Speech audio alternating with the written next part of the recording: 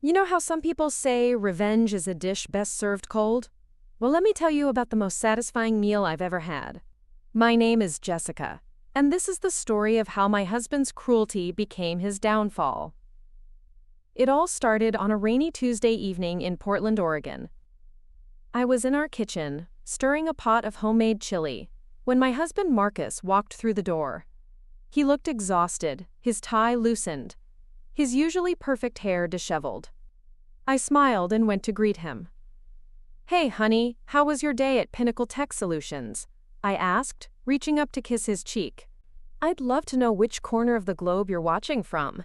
And if this story speaks to you, make sure to subscribe. Tomorrow's video is one you absolutely can't miss.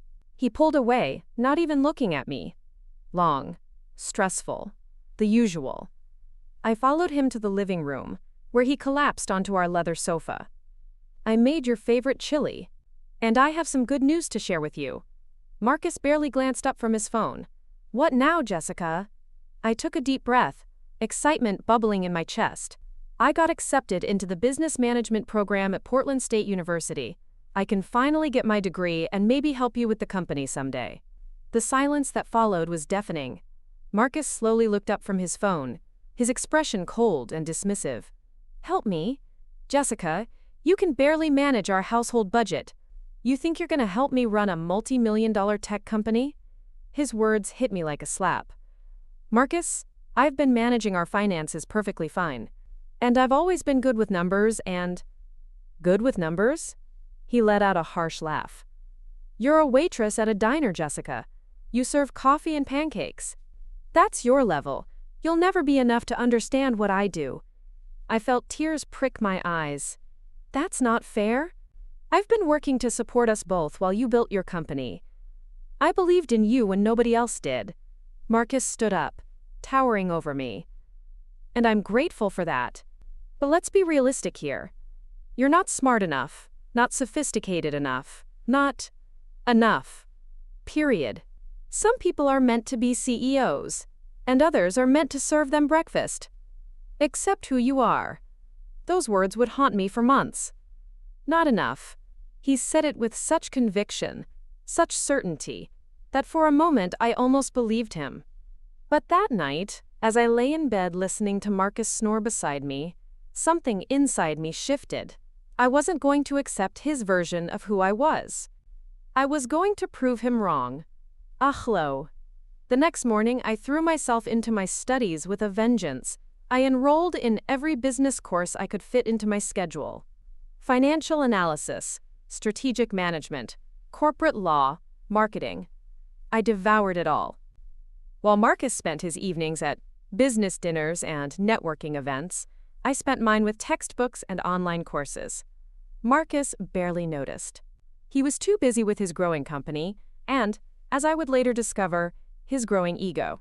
Pinnacle Tech Solutions was thriving, landing major contracts with Fortune 500 companies. Marcus was featured in Portland Business Journal as Young CEO to Watch. The success went straight to his head. "Jessica," he said one evening, straightening his tie in the mirror, "I'm going to be late tonight. Important client dinner." "Another one?" I asked, looking up from my corporate finance textbook. "When you're running a company like mine, these things are necessary. Though I wouldn't expect you to understand the complexities of high-level business relationships." I bit my tongue. I was learning about those very complexities in my strategic management course. But I knew better than to argue with him. As months passed, Marcus's comments became more frequent and more cutting. When I aced an exam, he'd say, "That's nice, honey, but classroom theory is very different from real-world application."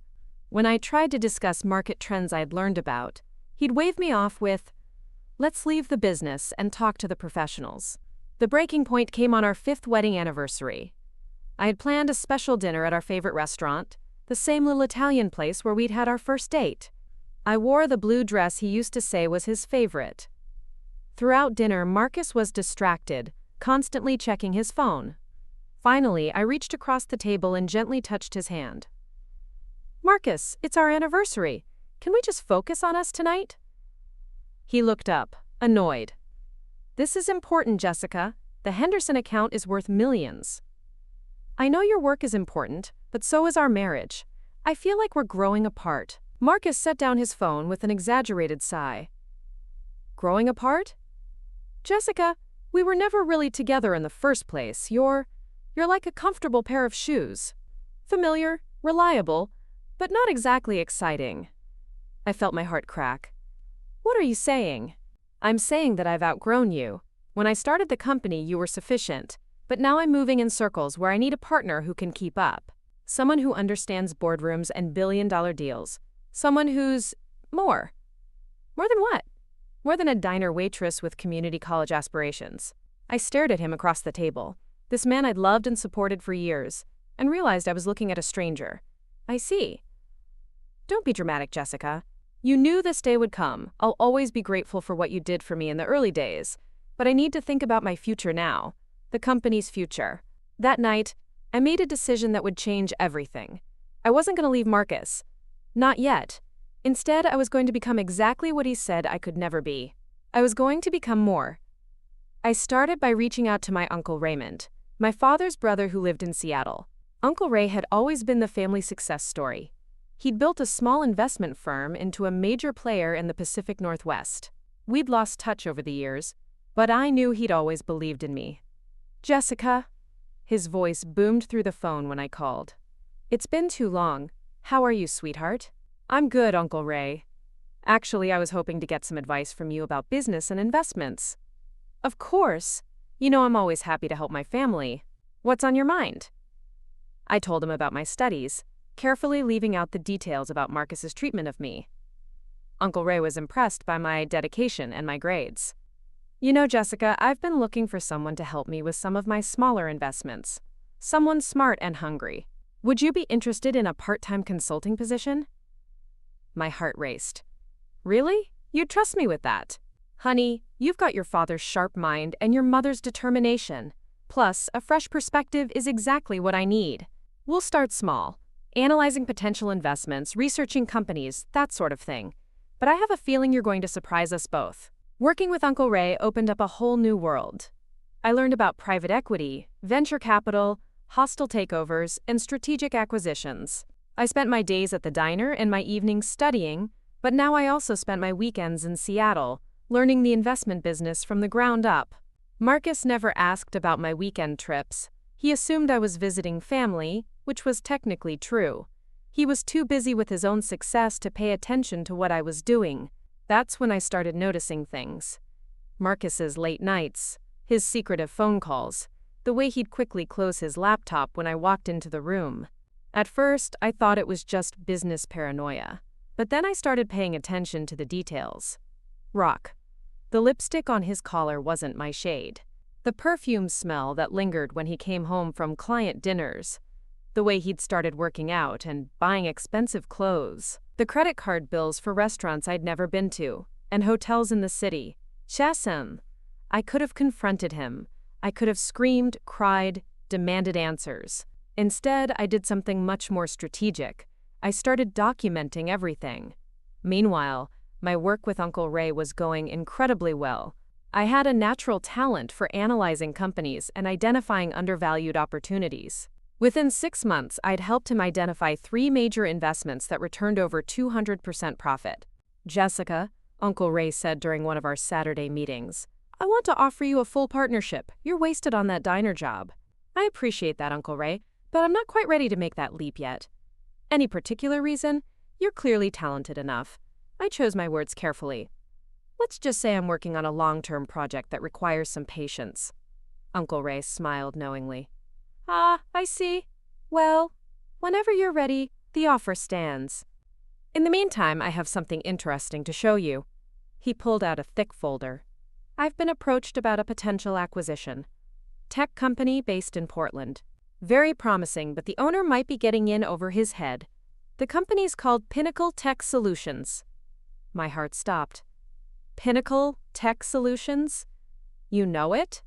I've heard of it. Local company, right? A lot of love and effort went into bringing this story to life. If you're enjoying it, we'd be so grateful if you'd subscribe to our channel. Now back to where we left off. Right. The owner is some young hotshot named Marcus Thompson. Smart enough to build a good company, but from what I'm hearing, he's making some questionable decisions lately. Expanding too fast, taking on too much debt, the kind of thing that creates opportunities for investors like us. I kept my expression neutral. What kind of opportunity? Well, the company needs capital injection. They're looking for investors, but they're also vulnerable to a strategic acquisition if the right buyer comes along. I'm thinking we might want to take a closer look. That sounds interesting. There's more. Apparently, Thompson has been having some personal issues that are affecting his judgment. Messy divorce proceedings, affair with his marketing director, that sort of thing. You know how these things go. Personal drama leads to professional mistakes. I felt a cold satisfaction wash over me. Marcus was having an affair with his marketing director, and it was affecting his business decisions. Perfect. Uncle Ray, I'd like to take the lead on researching this opportunity. Really? It's a big project, Jessica. Are you sure you're ready for something this complex? I'm sure. In fact, I think I might have some unique insights into this company. Over the next few weeks, I dove deep into Pinnacle Tech Solutions' finances. What I found was both shocking and perfect for my purposes. Marcus had been making terrible decisions. He'd overextended the company financially, taken on massive debt to fund rapid expansion, and worst of all, he'd been using company funds for personal expenses, including his affair. The marketing director, a woman named Vanessa Clark, had been receiving consulting fees that were clearly inflated. There were charges for expensive dinners, hotel rooms, and even jewelry purchases that had been categorized as, quote, business expenses. But the real goldmine was what I found in the company's partnership agreements. Marcus had been so confident in his success that he'd included provisions that would allow investors to take control of the company if certain financial benchmarks weren't met. And based on the company's current trajectory, those benchmarks were about to be missed. I presented my findings to Uncle Ray, carefully leaving out any personal connection to the company. This is excellent work, Jessica. Thorough, insightful, and frankly, better than reports I've gotten from analysts with decades of experience. Thank you. So what do you think about the opportunity? I think Marcus Thompson is about to learn a very expensive lesson about mixing business with pleasure. And I think we're about to acquire a very valuable company at a bargain price. How would an acquisition work? Well, normally we'd approach them directly with an offer. But given the circumstances, I think we might want to be more strategic. If we can acquire enough of their debt and get the right partnerships in place, we could potentially force a buyout. My pulse quickened. A hostile takeover? Not exactly hostile. More like inevitable. When a company is drowning in debt and missing its financial targets, sometimes the best thing for everyone is new management. And you'd want me to lead this project? Uncle Ray smiled. Jessica, I've never seen anyone take to this business like you have. You have instincts that can't be taught. If you want to lead this acquisition, I'll back you 100%. That night, I went home to Marcus with a secret that felt like power coursing through my veins. I was going to own his company. The company he'd built while telling me I'd never be enough. The company he thought I was too stupid to understand.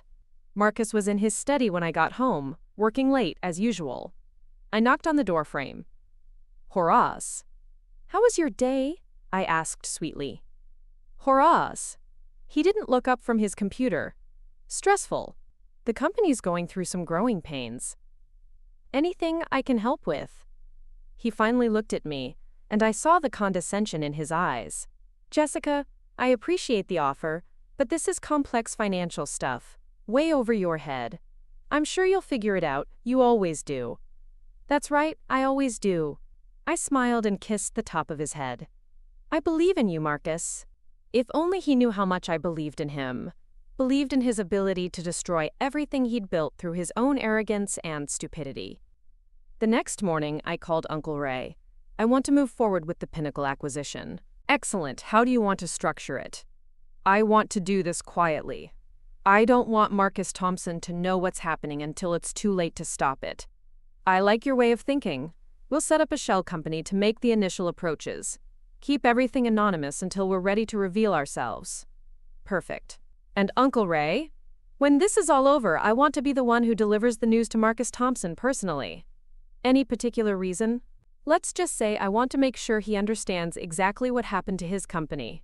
Over the next 3 months, I orchestrated one of the most satisfying business maneuvers of my life. Working through a series of shell companies and intermediaries, we systematically acquired Pinnacle Tech Solutions debt. We bought out their loans, purchased their outstanding bonds, and secured partnerships with their major creditors. At the same time, I was watching Marcus's personal life implode. His affair with Vanessa had become an open secret in the company. Employees were gossiping, morale was plummeting, and key clients were starting to notice the dysfunction. Marcus, meanwhile, was completely oblivious to what was happening to his company. He was so distracted by his personal drama that he wasn't paying attention to the financial warning signs. When creditors started calling, he assumed it was just routine refinancing. When investors started asking questions, he thought they were interested in partnership opportunities. The final piece of the puzzle came when one of Marcus's biggest clients, Henderson Industries, decided to terminate their contract due to concerns about Pinnacle's stability. That single loss pushed the company over the edge financially. On a cold December morning, I got the call I'd been waiting for. "Jessica, it's done," Uncle Ray said. "We now control 73% of Pinnacle Tech Solutions debt and have secured board representation. Marcus Thompson is about to get a very unpleasant surprise." "When do we make our move?" "Today. I've called a board meeting for this afternoon. Thompson will be there, along with his management team. Are you ready for this?" I took a deep breath. I've been ready for months. That morning, I quit my job at the diner. My manager, Helen, was surprised but supportive. "You sure about this, honey? You've been here for 5 years." "I'm sure, Helen. I'm starting a new chapter of my life." "Well, if anyone can make it work, it's you. You've got more determination than anyone I know." If only she knew how determined I really was. I spent the afternoon getting ready for the board meeting. I put on my best business suit, a sharp navy blue ensemble I'd bought for special occasions. I did my hair and makeup carefully, wanting to look professional and polished. I wanted Marcus to see exactly what he'd been dismissing all these years. The meeting was held at Pinnacle's headquarters, a sleek glass building in downtown Portland. I'd driven past it countless times, but this was the first time I'd actually been inside. The lobby was impressive. Marble floors, modern art, everything designed to convey success and sophistication. Marcus's secretary, a young woman named Amy, greeted me at the reception desk. "I'm here for the board meeting," I said. "Of course. May I have your name?" "Jessica Thompson. I'm representing Cascade Investment Partners." Amy looked confused. "Thompson? Like Mr. Thompson?" "Something like that." She led me to the conference room, where Marcus was already seated at the head of a long mahogany table. He was wearing his most expensive suit, his hair perfectly styled, every inch the successful CEO he believed himself to be. When he saw me walk in, his expression shifted from confusion to annoyance. "Jessica, what are you doing here?" "I'm here for the board meeting, Marcus. This is a private business meeting. You can't just walk in here." Uncle Ray entered the room behind me, followed by 2 other men in suits. "Our lawyers and financial advisors." "Actually, Mr. Thompson, she can," Uncle Ray said. "Allow me to introduce myself. I'm Raymond Mitchell, managing partner of Cascade Investment Partners. And this is my associate, Jessica Thompson." Marcus looked back and forth between us, clearly trying to process what was happening. "I don't understand. Jessica, what is this about?" I took a seat at the table, directly across from Marcus. "It's about business, Marcus. The business you said I'd never be smart enough to understand." "I still don't understand what you're doing here."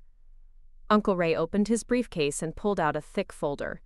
"Mr. Thompson, as of today, Cascade Investment Partners controls 73% of your company's debt.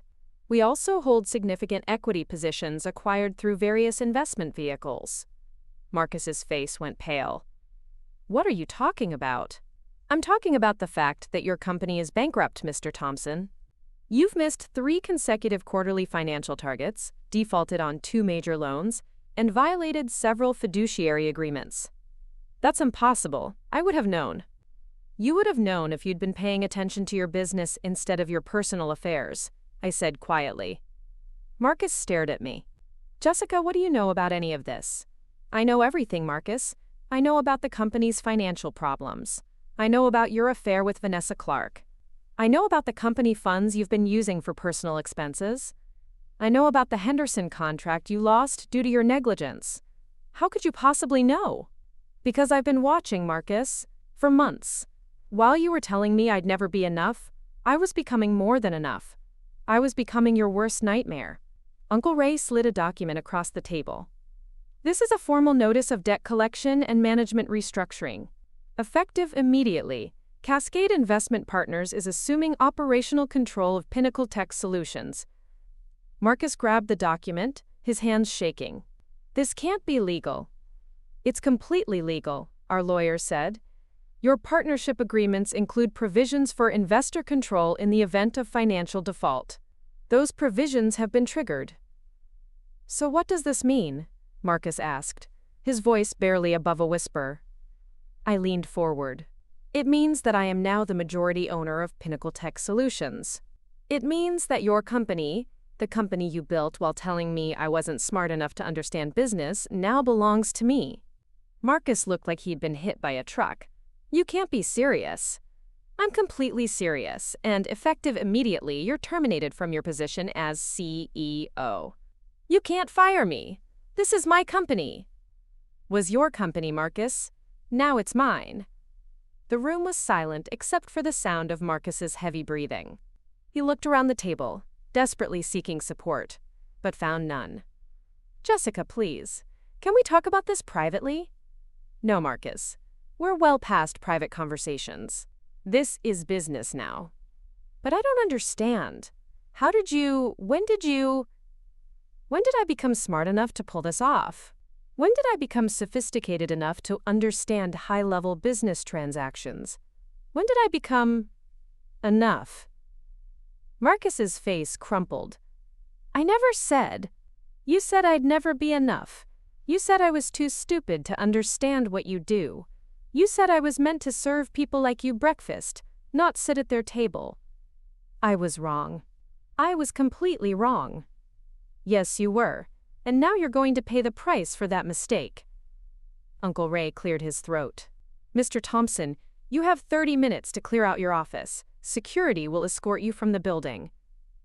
Marcus looked at me one last time, his eyes pleading. Jessica, please, this is my life's work, and I'm going to make sure it survives your attempt to destroy it. What about us? What about our marriage? I stood up, smoothing my skirt. Our marriage ended the night you told me I'd never be enough. I just needed time to prove you wrong first. Marcus was escorted from the building by security. I watched from the conference room window as he walked to his car, his shoulders slumped in defeat. For a moment, I almost felt sorry for him. Almost. But then I remembered all the times he'd dismissed me, all the times he'd made me feel small and worthless, all the times he'd cheated on me while I was working to support his dreams. The pity evaporated, replaced by a cold satisfaction. The next few weeks were a whirlwind of activity. I moved into the CEO office, hired a new management team, and began the process of rebuilding the company's reputation. The first order of business was cleaning house. Vanessa Clark was terminated immediately, along with several other employees who had been complicit in Marcus's misconduct. I also discovered that Marcus had been planning to leave me anyway. I found divorce papers in his desk drawer, already prepared by his attorney. He'd been planning to take everything and leave me with nothing. Instead, he was left with nothing while I took everything. The irony wasn't lost on me. Marcus had always said I wasn't sophisticated enough for his world. Now I was running that world, and he was on the outside looking in. Word of the takeover spread quickly through Portland's business community. The local media picked up the story, fascinated by the tale of a wife who had secretly acquired her husband's company. The Portland Business Journal ran a feature story with the headline, From Diner to Boardroom, The Unlikely Rise of Jessica Thompson. But the most satisfying moment came 3 months later, when Pinnacle Tech Solutions won back the Henderson Industries contract. I personally delivered the presentation to their board of directors, the same presentation that Marcus had botched months earlier. Ms. Thompson, the Henderson CEO said after my presentation, this is exactly the kind of leadership and vision we were looking for. We're excited to renew our partnership with Pinnacle. That night, I celebrated alone in my new corner office, looking out at the Portland skyline. I thought about how far I'd come from that rainy Tuesday evening when Marcus had told me I'd never be enough. Mission Sile. I had become more than enough. I had become everything he said I couldn't be, and I had done it by being exactly who I was: determined, intelligent, and underestimated. My phone buzzed with a text message.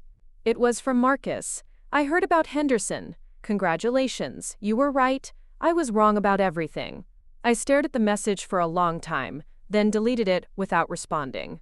Some bridges are meant to be burned completely. 6 months later, I finalized my divorce from Marcus.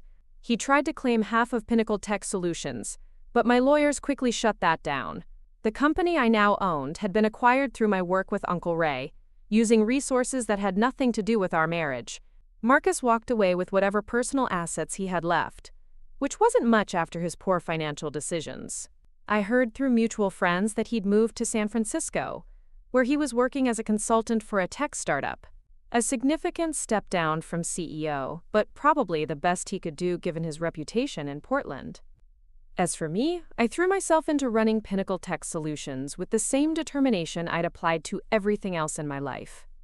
The company flourished under my leadership. We expanded into new markets, developed innovative products, and built a reputation for ethical business practices. A year after the takeover, I was featured on the cover of Pacific Northwest Business Magazine as CEO of the Year. In the interview, I talked about my journey from waitress to CEO, but I kept the more personal details private. Some stories are too delicious to share with the public. The most rewarding part wasn't the financial success or the professional recognition. It was the knowledge that I had proven wrong to every person who had ever underestimated me. I had taken Marcus's cruelty and turned it into fuel for my own success. I never remarried, but I didn't need to. I had built a life that was completely my own, free from anyone's expectations or limitations. I had become exactly what I was meant to be, not despite Marcus's attempts to diminish me, but because of them. Sometimes, late at night in my office, I would think about that conversation on our anniversary. "You're like a comfortable pair of shoes," he had said. Familiar, reliable, but not exactly exciting. He was right about one thing. I was reliable. Reliably smart, reliably determined, and reliably capable of achieving anything I set my mind to. As for exciting, well, I think Marcus would agree that I had become far more exciting than he ever bargained for. The final chapter of this story came 2 years later. I was in my office reviewing quarterly reports when my assistant knocked on the door. "Miss Thompson, there's someone here to see you. He says he's your ex-husband." I looked up from my papers. "Tell him I'm busy. He says it's important. Something about a business proposal." I almost laughed. "Send him in." Marcus walked into my office looking older and more worn than I remembered. His expensive suits had been replaced by off-the-rack clothing, and there were lines around his eyes that hadn't been there before. "Hello, Jessica." "Marcus, I hear you have a business proposal." He shifted uncomfortably. "The startup I'm working with in San Francisco is looking for investors. You thought maybe I'd be interested in investing in your company?" "Not my company, I'm just a consultant. But yes, I hoped you might consider it." I leaned back in my chair, studying him. "And why would I do that?" "Because you're a smart businesswoman. Because it's a good opportunity. Because—" He trailed off. "Because what, Marcus?" "Because I'm asking you to." The silence stretched between us. I could see the desperation in his eyes, the knowledge that he needed me far more than I had ever needed him. "I'll have my people look at the proposal," I said finally. "If it's a good investment, I'll consider it." "But, Marcus?" "Yes. This is business, nothing more. Don't mistake my professionalism for forgiveness."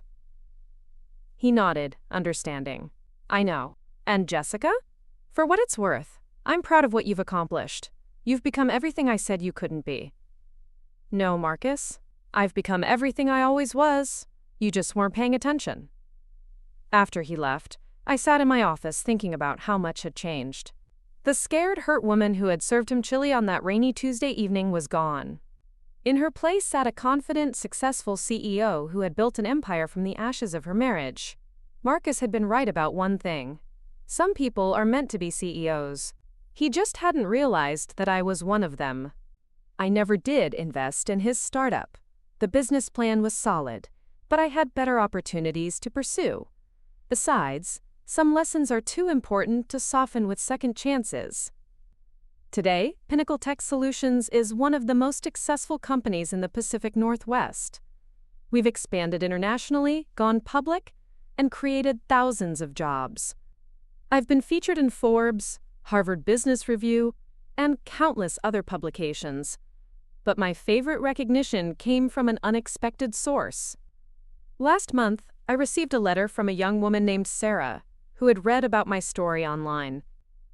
She was a waitress in Denver, married to a man who constantly told her she wasn't smart enough for his world. She wanted to know how I had found the courage to prove him wrong. I wrote back immediately. The courage was always there. I just needed to stop listening to people who were too small to see it. That's the real lesson of this story. We all have the potential to be more than enough. Sometimes we just need someone to tell us we're not enough to motivate us to prove them spectacularly wrong. As I finish writing this account, I'm sitting in my corner office, looking out at the city lights of Portland. Tomorrow, I have a board meeting to discuss our expansion into the European market. Next week, I'm speaking at a conference for women entrepreneurs. Next month, I'm launching a scholarship fund for working-class women who want to pursue business degrees. My life is full, successful, and entirely my own. I am enough. I have always had enough. And I will never again allow anyone to convince me otherwise. Myles. The girl who served coffee and pancakes is gone. In her place stands a woman who serves justice, success, and the occasional reminder that underestimating someone can be the most expensive mistake you'll ever make. Marcus learned that lesson the hard way. But then again, some lessons are only learned the hard way. And sometimes, the best revenge really is living well. Especially when living well means owning everything your ex-husband thought you were too stupid to understand. Looking for more? We've got 2 amazing stories ready for you right on screen. If this one touched you, these are absolutely worth your time. Click to watch them now. And hey, subscribe and hit that bell to never miss our latest uploads.